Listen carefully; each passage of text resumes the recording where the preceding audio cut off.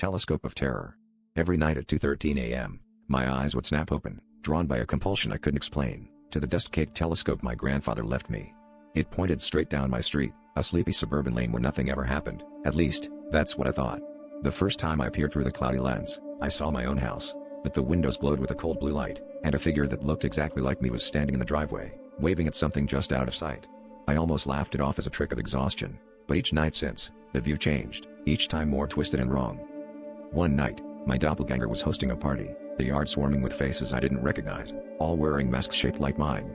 The next, I watched as I stood in rain that wasn't falling in my world, digging a hole in the front lawn, burying something heavy and struggling. My real street remained eerily quiet, but through the scope, I saw police cars, fire, and once, my double breaking into the neighbor's house, only to emerge, hands and mouth stained red.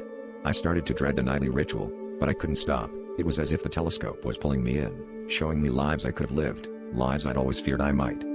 I tried moving the telescope, aiming it at the stars or the woods behind my house, but the lens would always shudder and slide back to my street, as if it had a will of its own. The more I watched, the more I noticed my double looking directly at the telescope, his eyes shining with an intelligence and malice that wasn't mine. It felt like he was waiting for me to see something specific, or maybe daring me to intervene. I started locking every door and window, but I couldn't shake the feeling that I was the one being watched, not the other way around. Last night, I caught myself in the act of sleepwalking, my hands gripping the telescope, my eye pressed to the glass.